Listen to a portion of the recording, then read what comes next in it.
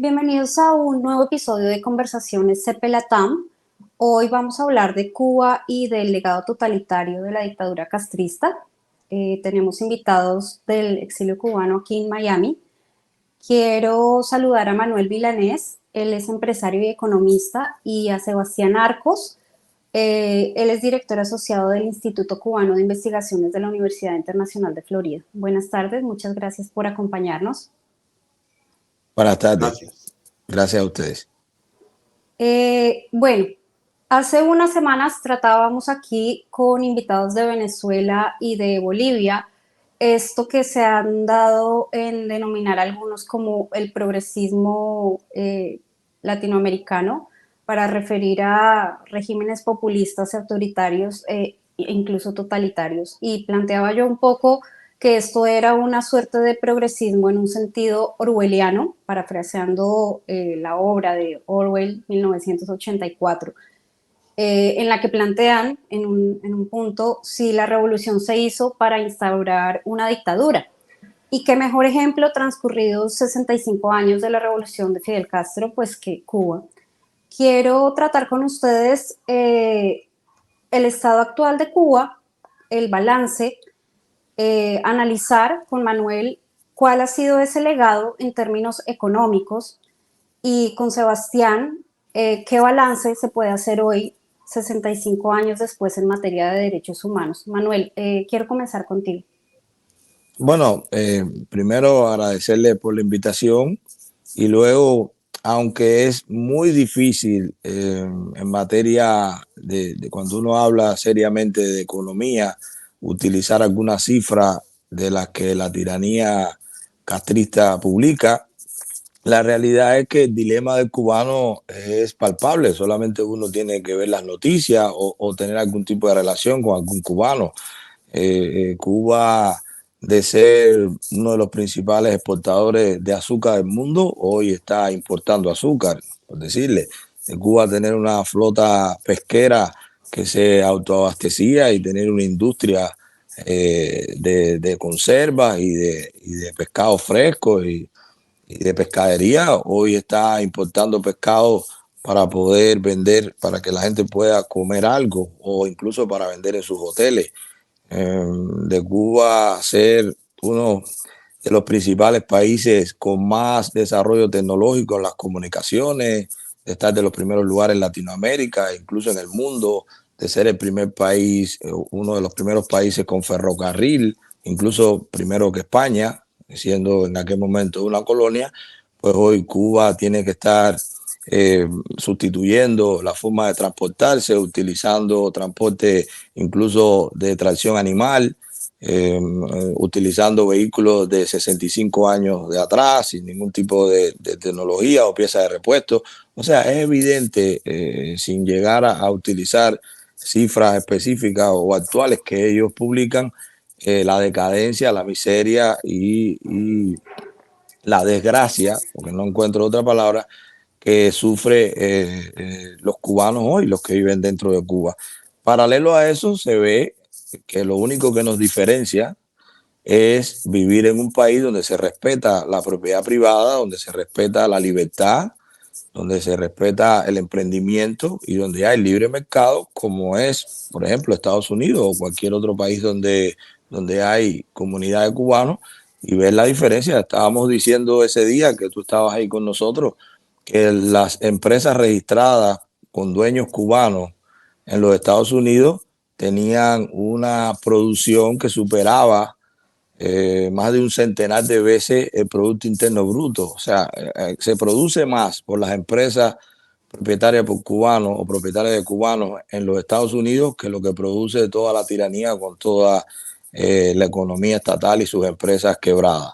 El último intento fue, después de yo, y aprovecho que tú lo hagas aquí o te hagas eco de lo que se vio en el primer Congreso cubano de la memoria histórica contra el totalitarismo, que se abrieron tantos temas, Bueno, pero que en el caso de la economía, ahí la gente va a poder encontrar incluso cifras más exactas, pero ahora sí podemos decir que en el último de los intentos, por la tiranía, por mostrar algún tipo de capacidad de revertir la situación económica o la mala situación económica, hicieron algo que le llamaron el ordenamiento, que según ellos duraron 10 años estudiándolo y en menos de 2 años han tenido que frenarlo y hacer otro paquete de medidas, porque entonces no lograron parar la inflación, que está galopante y irreversible, no lograron que hubiera productividad, que sustentara un poco el circulante, no lograron que las personas dejaran de hacer negocios extraoficiales, porque es lo que ha hecho que el cubano sobreviva, el mercado extraoficial, el mercado informal. No lograron tampoco parar las importaciones individuales, porque no logran satisfacer la demanda con las importaciones estatales. La gente está mandando a comprar cosas o se está sobreviviendo con los pequeños comerciantes que compran fuera y venden en Cuba. Y lo que han hecho es que aumentaron el salario 5 veces, pero también aumentó el costo de la vida 10 veces. Entonces, lejos de ayudar, al no reconocer que la solución del problema económico, no solamente en Cuba, sino en cualquier país donde hay tanta intervención del Estado, como son regímenes o dictaduras totalitarias como la cubana, la solución es la libertad individual y la solución es el respeto al debido proceso, el amparo legal a la propiedad privada, el amparo legal y el respeto a las obligaciones contractuales entre personas o entre instituciones. Y al no respetarse eso y al todo decidirse en un buró por un burócrata que no conozca, al decir de Hayek con la fatal arrogancia en su libro Camino de Servidumbre, pues nada, se decide todo con planes, con planificaciones, con presupuesto, con entusiasmo, con trabajo voluntario, y el resultado es este, que Cuba esté encabezando las listas de los países con más miseria del mundo. Tú referías las cifras catastróficas en el foro que organizó el señor Pedro Corso, presidente del Instituto de la Memoria Histórica contra el Totalitarismo, y de verdad que era muy impresionante cómo en muchos rubros Cuba era un país bastante destacado a nivel latinoamericano y hoy el nivel de producción en temas de azúcar, de café o de ganadería, por ejemplo, es ínfimo y es muy pobre, incluso vamos a hablar de 7, 8 décadas atrás. La producción de azúcar, por ejemplo, del 2022 fue inferior a la producción de azúcar de 1903, apenas 5 años que se había acabado la guerra por la liberación de Cuba de España, que uno de los métodos de lucha fue la T incendiaria, o sea, la guerra de los mambises cubanos contra, en aquel momento, contra la colonia española, pues incluía también quemar los cañaverales, así que imagínate qué tan dañada terminó la producción de azúcar. Pero ahí se hablaron de cifras, pero es tan evidente, porque a mí me gusta simplificar el mensaje para mostrar lo más evidente que cualquiera con sentido común. Cuba es una isla, por supuesto, como toda isla rodeada de mar, donde no hay pescado. Cuba es una isla rodeada de mar donde no hay sal. Cuba es una isla que tiene más del 35-40% de su tierra que está subutilizada. Incluso cuando ellos lograban han tratado de dar la tierra en usufructo, creando alguna esperanza de que se respetara quien tenía esa tierra. Pero también Cuba es una isla que tuvo mucho tiempo o ha tenido muchos logros en profesionales, y de tanto que se habla de Cuba, de los maestros, de los médicos. Bueno, ¿cuántos médicos hoy quedan brindando su servicio dentro de Cuba? La mayoría está brindando servicios fuera, sea porque emigró o sea porque lo está vendiendo como al más vulgar sentido de la esclavitud moderna, que lo venden y no le pagan ni un 10% de lo que se contrata por ellos, y le retienen ese dinero dentro de la isla para que tengan que regresar, incluso le retiran el pasaporte cuando salen. Entonces, más que cifra, porque como le digo, y aunque la intervención nuestra y todas, porque tuvo que ver, lo lindo de la economía es eso, que impacta casi todas las esferas de la sociedad. Y en el caso de Cuba es de las cosas que es más difícil para ellos rebatir. Ellos pueden escudarse, que también hablamos de eso, se escudan del embargo y también planteamos con cifras como los Estados Unidos, el principal socio comercial de Cuba en estos momentos, o sea, es de los países que más le exporta alimentos, pollo principalmente a Cuba. Entonces, ahí lo vemos que hoy en el 2023, la decadencia con las mismas personas, con el mismo espíritu de emprendimiento, con el mismo orgullo de la cubanía, y la diferencia es que dentro de la isla tenemos una tiranía que ha desarrollado la metástasis del cáncer del comunismo con un gobierno totalitario, con una mafia criminal conjunta que decide hasta qué vas a comer, cómo te vas a vestir, dónde vas a vivir, en qué te vas a transportar. Y bueno, el resultado en materia de economía, que seguramente hablarán ustedes de otros temas que también es evidente, carencias sociales que tiene el cubano, pero en materia de economía el resultado es de que Cuba pueda estar en peor condición de producción, por ejemplo, que Haití, que tanto se habla que sea un país hiper pobre y que está al lado. República Dominicana y Cuba nos separa un accidente geográfico. Hasta hay regiones de Cuba que se parecen mucho hasta cómo se habla, cómo se come con República Dominicana. Y República Dominicana produce todo el arroz que se come, produce todos los granos que se come, produce toda la carne de cerdo que se come, todo el huevo que se come, todo el pollo que se come. Cuba no, Cuba importa el 90% de lo que se come. Y claro, de lo que se come según ellos en materia de calorías diarias, que son bien estrictos, incluso han ido a dar lamentablemente sufragados gastos de la FAO, por ejemplo, que nos vienen a hablar de independencia o soberanía alimentaria y nos proponen que comamos en Cuba o se cambie la cultura y que comamos que a lo mejor en Brasil un roedor, que nosotros lo vemos como un roedor, a lo mejor se come, o a lo mejor en Uruguay, o a lo mejor en Cuba no, en Cuba eso no se come y nos quieren implantar algún tipo de alimento porque supuestamente tiene suficiente caloría, pero violentando también la cultura. El cubano, como cualquier individuo, pues nada, quiere por lo menos decidir qué va a comer y ni eso se puede en Cuba. Manuel, para terminar contigo, porque sé que tienes que irte, ¿qué perspectivas para Cuba, para el futuro de Cuba, para salir y remontar estas décadas de totalitarismo y de decadencia extrema a un nivel que ha afectado a toda la población? Mira, en el artículo número 5 de la Constitución que impuso la tiranía en el 2019, dice que el Partido Comunista de Cuba es la fuerza superior dirigente del Estado y la sociedad. No hay perspectiva en materia de economía bueno, en mi punto de vista no hay perspectiva alguna de alguna mejoría en Cuba en materia de economía hasta que no exista el Partido Comunista, por supuesto no esté en el poder y que se logre borrar todo el legado desastroso que ha tenido esa familia con ese brazo ejecutor que es el Partido Comunista de Cuba.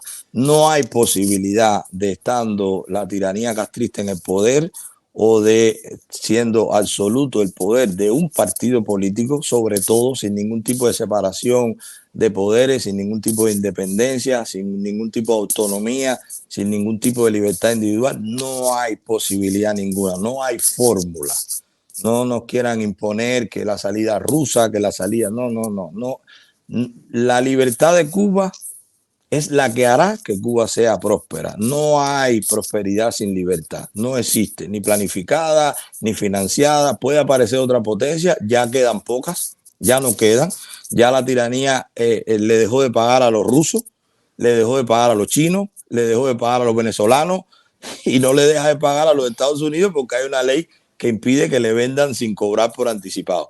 La tiranía no cumple sus compromisos, derrocha el dinero o lo desvía y genera otras situaciones que lo hemos visto en Latinoamérica y en el mundo, pero soluciones económicas sin libertad no existen, no en Cuba, en ningún lugar, pero en el caso de Cuba, en la metástasis, repito, porque es una metástasis del cáncer del comunismo, de que una familia con un buró político que nadie lo elige, que es designado por la propia familia Castro, no hay ningún tipo de fórmula que pueda funcionar para que al final el cubano vea esa prosperidad que tanto necesita cualquier persona para vivir. En Cuba se está sobreviviendo, no se está viviendo. Muchas gracias, Manuel. Y quiero dar paso a Sebastián para tratar el tema de derechos humanos, que, bueno, si el panorama económico es sombrío, pues el panorama de derechos humanos tras 65 años de dictadura y de totalitarismo es bastante desolador. Adelante, Sebastián, te escuchamos. Muchas gracias de nuevo por la invitación. El resumen, el balance de 65 años de régimen totalitario en el tema de derechos humanos en Cuba es simplemente catastrófico. La naturaleza misma de un régimen totalitario hace que penetre todos los aspectos de una sociedad, hasta lograr una hegemonía total de la sociedad. Una vez que el régimen totalitario tiene esa hegemonía, el régimen establece lo que es legal o ilegal, lo que es bueno o es malo, y a partir de ahí, lo bueno se define como todo lo que convenga al partido hegemónico, en este caso el Partido Comunista, para que permanezca en el poder. El resultado de esto es que ha habido miles de personas ejecutadas, decenas de miles de personas encarceladas por delitos políticos durante larguísimas condenas de más de 20 y 30 años, millones de personas que han emigrado, que han salido del país, millones de personas que han quedado en el país, que han perdido los más elementales derechos humanos, donde no tienen absolutamente ningún recurso ante la ley, porque no hay separación del modelo del sistema judicial. El partido controla toda la sociedad, desde arriba hasta abajo, y por lo tanto el impacto en temas de violación de derechos humanos va de arriba a abajo a la sociedad completa. No afecta solamente a un sector, digamos, comprometido políticamente, sino afecta a la sociedad en pleno. El resultado es bien claro. Cuba es el país del hemisferio occidental donde más derechos humanos se han violado durante más tiempo en la historia del hemisferio. Acaba de salir la semana pasada un informe anual de la Organización de Derechos Humanos Freedom House, donde viene una evaluación país por país de un grupo de dos derechos civiles y políticos y derechos sociales y económicos. Y en el hemisferio occidental, Cuba tiene la puntuación más baja, solamente 12 puntos. Es una de las más bajas del mundo y es la más baja del hemisferio occidental. Y es el resultado precisamente de esa implementación durante tanto tiempo de un modelo totalitario marxista. ¿Tú por qué crees que sigue siendo tan popular el régimen cubano en diferentes lugares del mundo, visto incluso con admiración por intelectuales, por artistas en las universidades? Yo como una persona original de Colombia que se formó en una universidad pública, durante toda mi carrera nunca se mencionó siquiera la palabra dictadura para hablar de Cuba y era como el sistema admirable. ¿Qué es lo qué es ese embrujo autoritario que sigue hechizando 65 años después? Hay varios factores a tomar en cuenta. Primero es que la Revolución Cubana se autodefinió como antiimperialista, enfrentada el pequeño David, enfrentado al Goliat imperialista de los Estados Unidos. Y eso, en términos globales y términos regionales, es una política popular. Fue una decisión muy astuta del liderazgo cubano definir la Revolución Cubana en términos de esa narrativa antiimperialista. En América Latina es mucho más fácil hacer política si uno se autodeclara antiimperialista. No importa cuál sea el signo político, podría ser totalitario, marxista, podría ser puramente duro, autoritario, como digamos en el caso de Nicaragua. Podría ser de corte neofascista, digamos, como algunas dictaduras del cono sur. No importa, siempre y cuando sean anti-norteamericanas van a recibir mucho más apoyo popular y, curiosamente, mucho más apoyo internacional que si fueran otro tipo de dictadura. Vamos a poner un ejemplo. Durante los años 70 en Argentina había una dictadura militar de corte duro que fue llevada ante la Corte de Derechos Humanos de Naciones Unidas, nada más y nada menos que por el gobierno de Jimmy Carter en Estados Unidos, por violación sistemática y terrible de los derechos humanos. En esa Corte de Derechos Humanos, una antigua Comisión de Derechos Humanos de Naciones Unidas, que uno de los países que ayudó a la dictadura de Argentina fue precisamente el régimen cubano, porque se aliaron en su enfrentamiento común a Estados Unidos. Y eso ocurre con otras muchas dictaduras de corte diferente, por ejemplo Irán, que es una dictadura de tipo religioso, o en Rusia, que es una dictadura nacionalista de corte fascista, o en China, que es un país típicamente comunista. Todos se alían bajo esa bandera del antiimperialismo, lo cual los hace enormemente populares y sobre todo también entre esa, intelectualidad europea y norteamericana, que también tiene un tinte de corte izquierdista que le resulta muy placentero criticar a Estados Unidos y criticar los defectos de la democracia. Entonces eso fue una política muy astuta por parte de la dictadura que aún hoy en día funciona.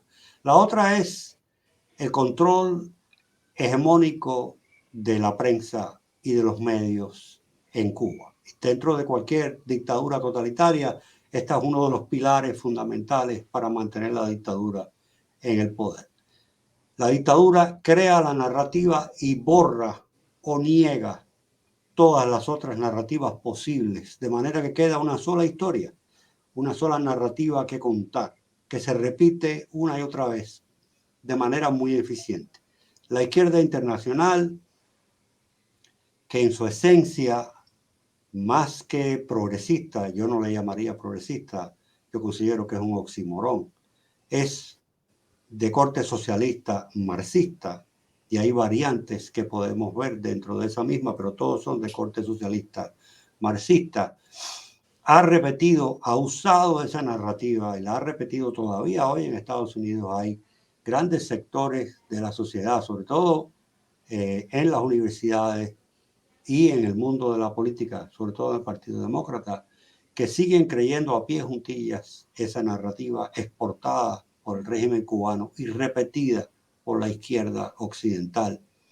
Acabamos de ver, por ejemplo, la visita de una docena de miembros del llamado grupo progresista, de nuevo yo prefiero llamarle grupo socialista del Congreso norteamericano, a Cuba, precisamente para coordinar políticas de campaña en cuanto a qué le conviene al régimen cubano que ellos digan en el Congreso, que ellos presenten.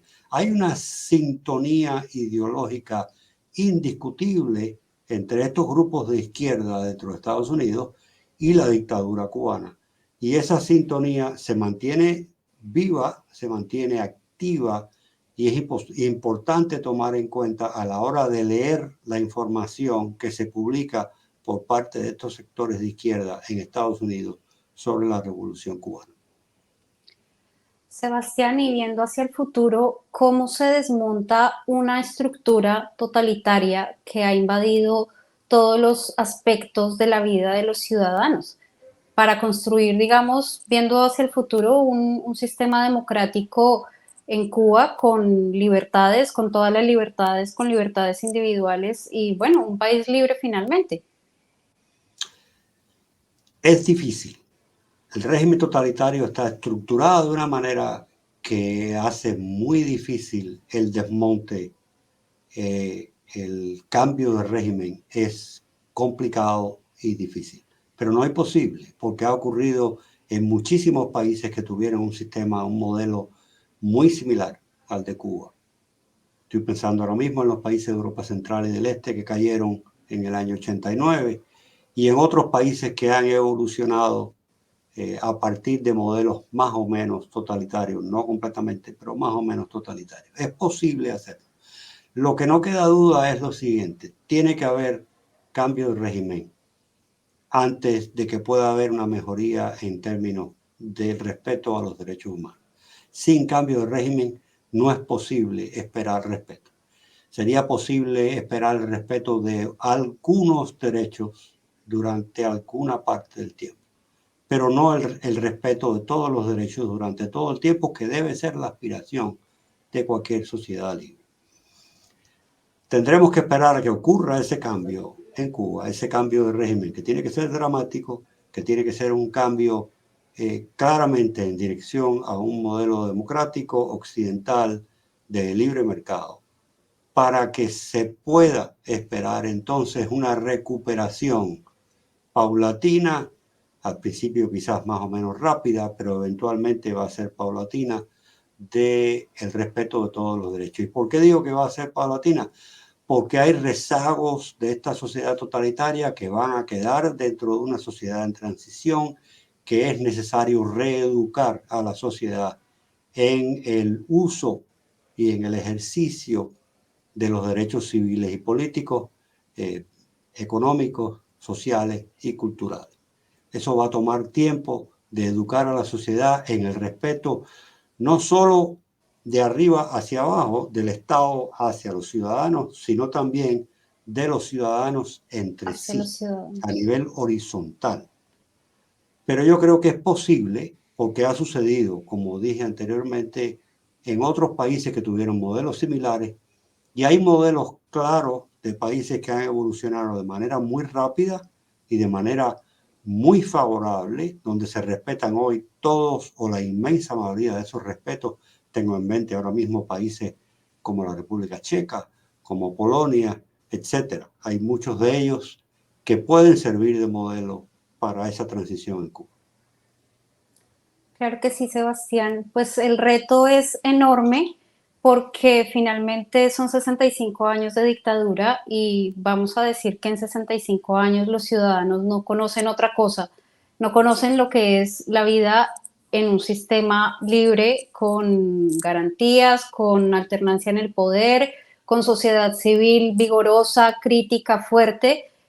Son grandes tareas, y todos, por supuesto, están llamados a colaborar en la construcción de un nuevo país democrático, pero por supuesto que el cambio de régimen es indispensable para poder avanzar en esa dirección.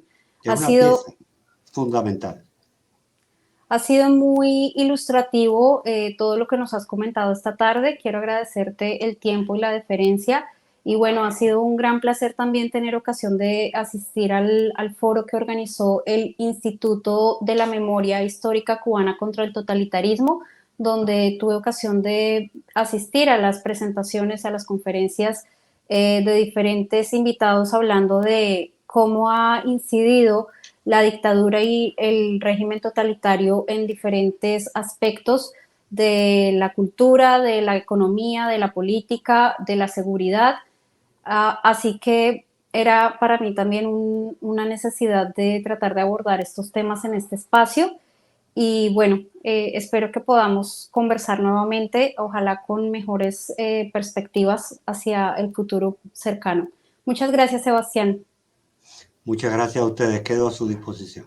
Muchas gracias a usted, muchas gracias por acompañarnos y nos vemos en una próxima edición de Conversaciones CP Latam.